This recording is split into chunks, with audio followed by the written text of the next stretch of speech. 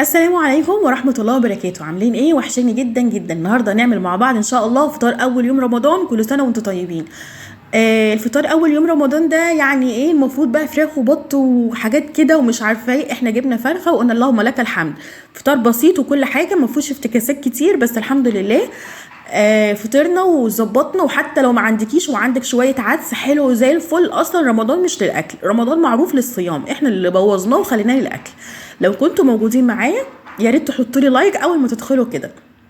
الحمد لله كانت بتيجي عليا ايام بفطر بعدس، فبالتالي ده بالنسبه لي فضل وعدل من عند ربنا. اللهم لك الف حمد والف شكر. مسكت الفرخه بتاعتي غسلتها كويس جدا جدا جدا بدقيق وملح وخل. وساعات في ناس تقول لك اغسليها بليمون، عادي الخل اخو الليمون مفيش مشكله خالص. وبعد كده طلعت الزفاليط اللي بتبقى بينها، اللي هي بتبقى الزفاره زفلطه كده، طلعتها بايدي الصراحه. وبعد كده مسكت بصلايه. لو ضربتيها في الكبه يبقى احسن، على فكره اضربيها في الكبه وحطي عليها شويه ملح وشويه فلفل بقساط عشان ما تغمقش وتغمق لك الفراخ بتاعتك. عملت فتحات في الفراخ بتاعتي ودخلت جواها البصل. الطريقه دي بتخلي طعم الفراخ حتى لو هتقليها، يعني لو مش انا بعد كده احطها في صينيه. واقول لكم برده على طريقه تحطوها. بصوا في الصينيه تحفه جميله جدا. تمام. ف لو قليتيها هتبقى بالفيجيتار هتبقى حلوه، لو قليتيها عادي برضه هتبقى حلوه لان انت اصلا ظبطتيها يعني. دي بقى الشوربه بتاعتي. حطيت فيها شويه سمنه، لو عندك سمنه بلدي يبقى حلو جدا. وقطعت بصلايه وشويه ورق لوري وفص ثوم واحد بس. الثوم عندي كبير شويه فقطعت فص واحد. وخلي بقى النار كده متوسطه وانزلي بالفرخه على طول. وبعد كده هتحطي شويه ملح كمون فلفل اسود، اي بهارات انت تحبيها حطيها. تمام. ما تنسوش اللايك يا جماعه، ولو من فضلكم لو كنتم لسه موجودين معايا. بس كده. وسبتها بقى على النار وكنت بسخن لها ميه في الكاتل بتاعتي. تمام. بنزل عليها بميه سخنه. سبتها كده تتحمر بقى مع نفسها عشان تاخد كده لون حلو. انا كده كده هحطها في الفرن، بس انا بديها طعم، عايزاها تاخد طعم. وهنزل عليها بقطايه. انا بحب جدا القطه في الشوربه وللفراخ او اللحمه، بتدي طعم حلو جدا. انا بقى كده سبت الفراخ مع نفسها وكنت بسخن لها الميه. لازم تقعد شويه في الحاجات اللي احنا حطيناها فيها دي. بعد كده مسكت الفرخه واكله دماغي يا جماعه. اصلا بقيت عمله نادره. مسكت بقى القطه بتاعتي قطعتها ضربتها في الخلاط، وبعد كده بصلايه وفص ثوم وشويه سمنه وحطيتهم على النار. هنقلها لكم دلوقتي مع العين دي العين التانية عشان تشوفوها معايا. خليها بس تقلب قلبتين كده معاكي، وبعد كده حطي فيها فص ثوم. وبعد كده زي ما انت شايفه اتحمرت، نزلت عليها بالقطه اللي انا ضربتها في الخلاط وحطيت عليها ملح وفلفل وكمون وسبتها مع نفسها تتسبك. انا بحب اسبكها شويه زياده علشان تدي طعم حلو قوي للطبيخ. تمام.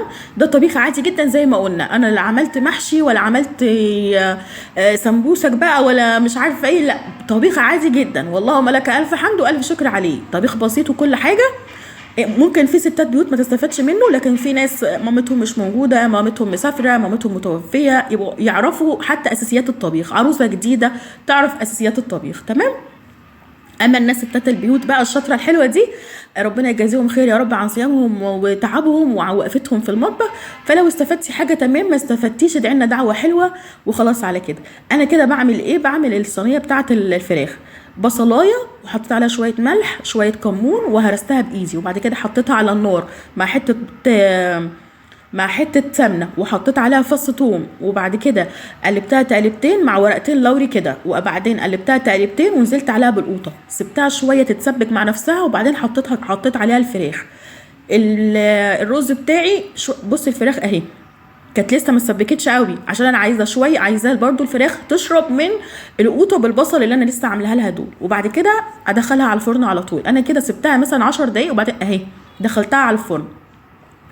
الرز بتاعي عادي طبعا، رز بشعريه عادي خالص وشويه سلطه. وزي ما انتم شايفين الفراخ حلوه قوي اهي، بس انا نسيتها شويه في الفرن، ما تنسوهاش زي ما انا نسيتها. تمام.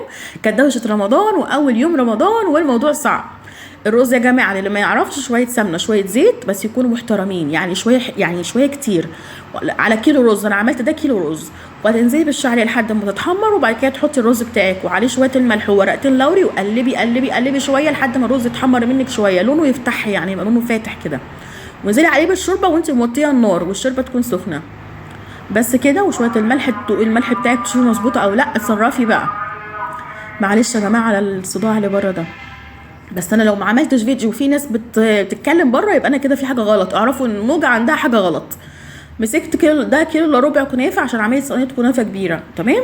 وحطيت عليهم، كسرتها، كانت في الفريزر فكسرتها، وبعدين مسكت 4 معالق من السكر عادي، ضربته وخليته يعني طحنته فبقى بودره. انزلي بقى بالكميه كلها على الكنافه بتاعتك. وبعد كده مسكت كوبايه سمنه زي ما انتم شايفين كده، دخلتها في قلب في قلب الكنافه.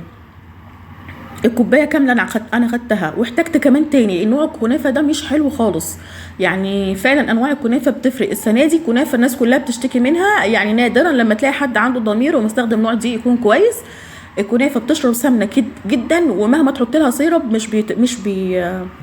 مش بتبقى مسكره قوي، تمام. السيرب بتاعي كان عباره عن كوبايتين ميه وعليهم كوبايتين سكر وعليهم رشه فانيليا. وبعد كده حطيتهم على النار حوالي مثلا، اول ما غليوا رحت ماسكه الليمونه بتاعتي عصروها، نص ليمونه بس عصرتها. ليه؟ عشان ما يسكرش معايا. لو حطيت الليمون من الاول هيسكر. انا غلط، انا يعني مش غلطت، انا عارفه المعلومه دي، بس في دوشه الوقت خلاص كان اسف عليا حطيت الليمون. لكن انت المفروض تحطيه اول ما تغلي على النار، تروحي حاطه نص ليمونه وتسيبيها بالظبط 10 دقايق كده وتطفي عليه، وتبعديه بقى بعيد عن النار عشان يبرد. عشان الكنافه بتاعتي لازم تبقى هي سخنه والشربات بتاعها بارد.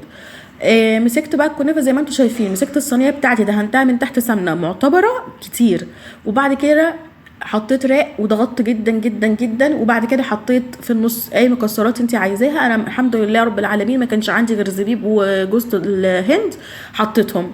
لو عندك سوداني حطي، هو ده بس اللي كان متوفر عندي. مسكت بقى الجزء التاني حطيته فوق اهو، وضغطت عليه جدا جدا جدا بصينيه تانية، تمام. اتاكدي قوي من الضغطه دي عشان تمسك لك الكنافه في بعضها. الفرن عندي كنت مولعاه، كانت درجه حرارته 200، تمام، عشان تنجز معاكي. ما تعمليش بقى العمله بتاعتي دي، امسكي كده معلقه وشربي بيها ايه الكنافه، عشان هتطلع فيها نقط زي ما انتم شايفين كده. يعني لما تيجي هتتحمر النقطه اللي فيها سمنه هتتحمر كويس جدا، والنقطه اللي ما فيهاش سمنه مش هتتحمر كويس جدا، تمام. فانت خلي الوش كله لون واحد، ميه واحده. شايفه النقط دي اهي، هي طلعت بقى معايا بالشكل ده. عشان كده بقول لكم الكنافه دي مش حلوه، لكن في العادي الكنافه هتطلع كلها لون واحد. يعني مش اول مره اعمل كنافه، وحتى عملتها معاكم على القناه كانت هايله جدا. لما سالت كويس عرفت ان المشكله فعلا في نوع الكنافه، في حاجه غلط. يعني هما كمان اشتكوا من نفس النظام، يعني ما شاء الله عليهم اساتذه برضو، فما شاء الله عليهم، لكن برضو عانوا من نفس الموضوع. المهم يعني، فاحنا نتدارك الموقف ونعمل زي ما انا ما قلت لكم كده، تخلوا السمنه كلها لون واحد، يعني تخلوا الكنافه من فوق كلها لون واحد. حاولت اوريها لكم قبل ما اقلبها، ده كده كانت قبل ما اقلبها. فتحت عليها الشوايه من تحت اتحمرت، وبعد كده فتحت عليها الشوايه خدت لون، تمام. وبعد كده انا قلبتها على الوش التاني. بس والله العظيم كانت في الطعم ممتازه. انا بكلمكم بامانه، عشان انا ما بحبش جو ان انا اعمل سوبر مان اللي ما بتغلطش. كل الناس بتغلط، بس كده.